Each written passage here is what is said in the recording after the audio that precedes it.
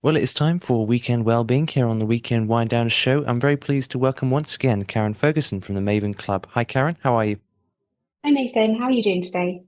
Very well, thanks. It's good to see you, Yeah, and it's wonderful to be back for Weekend Wellbeing, looking at how we can look after our mental health, which, of course, each of us are going to struggle with. Sometimes it's just a matter of knowing how, and other times knowing when to look after our mental health.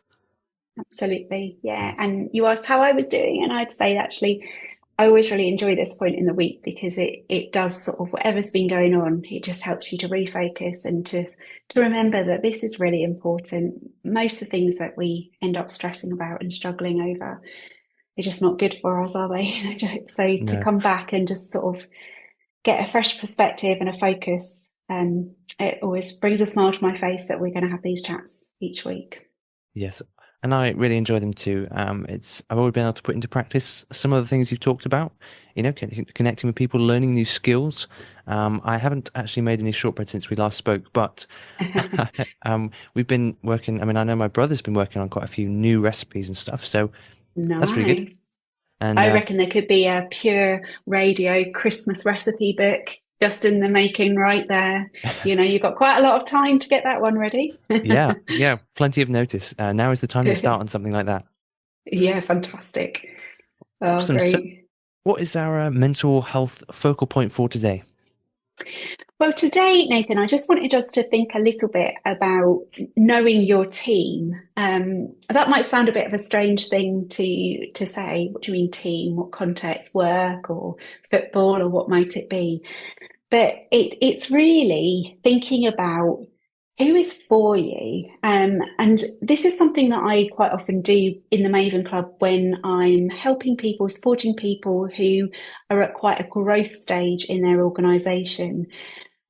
Because quite often what happens is we get to this stage, it kind of suddenly appears, and then there's quite a lot of pressure. And the know your team aspect of what we focus on is really thinking about just understanding who you're surrounded by and what those influences are for you. So, one of the first questions you can ask yourself is who that I'm surrounded by, do I just feel confident that they're really for me? So that gives you this sense of even if I make a mistake, even if I, fail in some way, I know that this person, they are for me. They're interested in me. They want the best for me. They're concerned about my well-being. They want to see me thriving. So who is it that you know that is for you?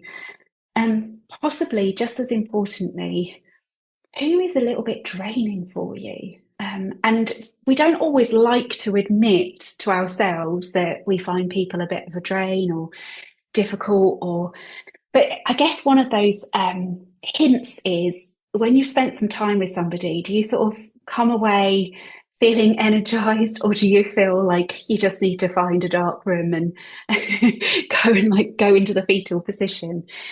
And in life, there is always going to be a bit of a mixture of who we're involved in, and you might have responsibilities. You might have aging parents that need a lot of care, or you might have really young children that, they're going to need to take more from you than perhaps what they're giving at times. It's not so much about those people where their stage in life is taking from your time or perhaps is a little bit exhausting, but it's actually those people who emotionally maybe drain you.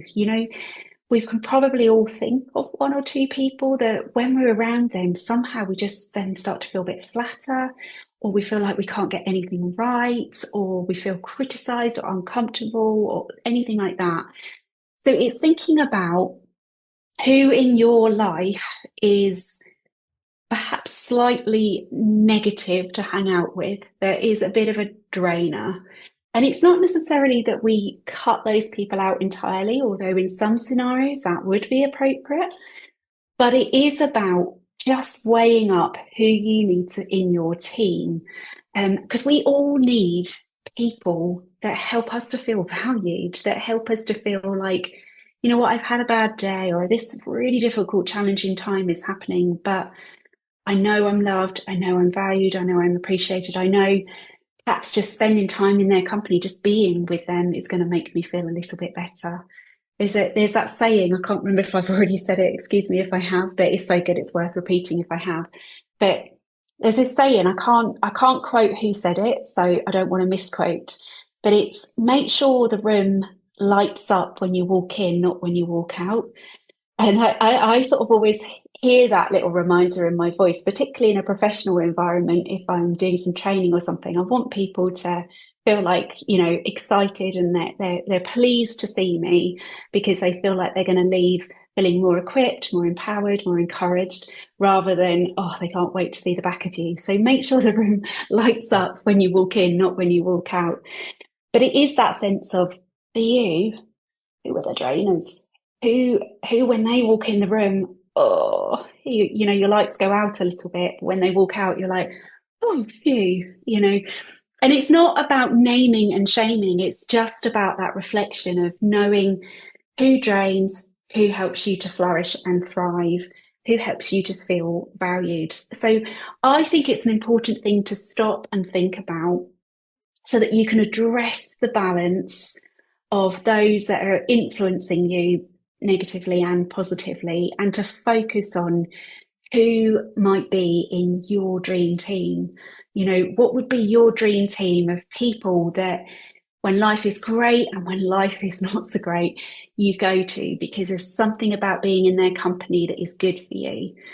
And so I feel really uncomfortable in some ways saying this on the radio because I personally, I'm wired to see the positive in people. I love to draw that out, and I'm not somebody that naturally wants to criticize people. But this is about our well-being and that sort of reflection and self-protection. So it's just thinking about making sure that there is a bit of a team around you in any context, but potentially just in a very personal way. Who are some of the people that are just good for you to be connected to?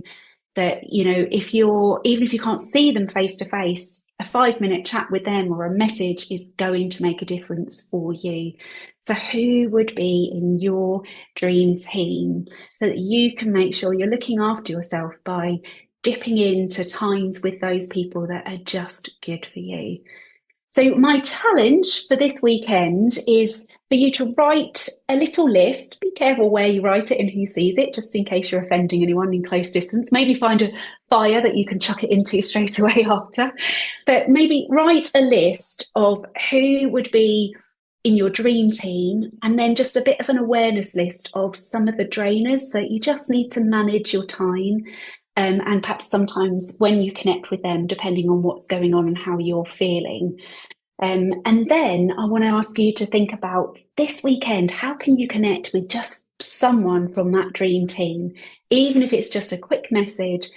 Ideally, it would be to spend some time with them, but something that is going to help you. So know your dream team, know your team that are good for you, and how can you this weekend connect with someone from that team that is just going to be good for your well-being? Excellent. Thanks so much, Karen. I think that's a great thought for each one of us. Who would be in our dream team? I can think of many people who I communicate with on a daily basis who always put a smile on my face.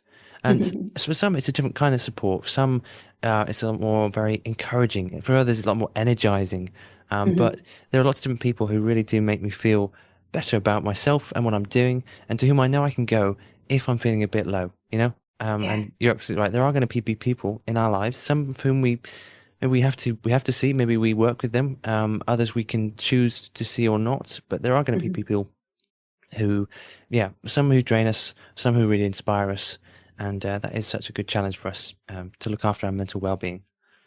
Fantastic. But don't ask your viewers, not your viewers, your listeners, don't ask them to send in their names or anything that could get you into trouble. I guess it's fine to tell you, someone that's on your dream team, but we don't want to cause any upset to the wider No, audience. no, no, absolutely. It is better to keep that between yourself and well, probably a personal list. It's not something that you need to share with other people necessarily. But yeah, good point there. And thank you so much, Karen, for joining me for Weekend Wellbeing this week. Fantastic. Have a great weekend, Nathan. Here at Pure 24/7 Radio, we have had the privilege of speaking to some amazing people with amazing stories. Now, what about, I thought I'd go a bit further, what about goat and sheep's milk? Yes. Becoming quite popular. Very similar to cow's milk. So we don't use it in the first year of life, you can afterwards. And their nutrient profiles, how good they are, is pretty similar to cow's milk. Allergenicity, how often do they cause allergies? About the same. They're a bit more expensive sometimes. Yeah, it's pretty equivalent. Yeah, we're really excited, especially excited for Josh because it's his first book and he's really passionate with that Gen. Did you say Gen Z or Gen Z? I've heard it said in I don't know. I'm too old. I don't know. Yeah, we're not in that age category, so we've not got a clue what they're called. It's a pot boiler. It's a good, exciting popcorn thriller. I didn't think it was anything too special, but I think watching it at home, people will probably enjoy it more than I did going to the cinema to see it. Really good film. I love it. You know, I walk into a cinema and I turn my phone off. Nobody can get hold of me for a couple of hours.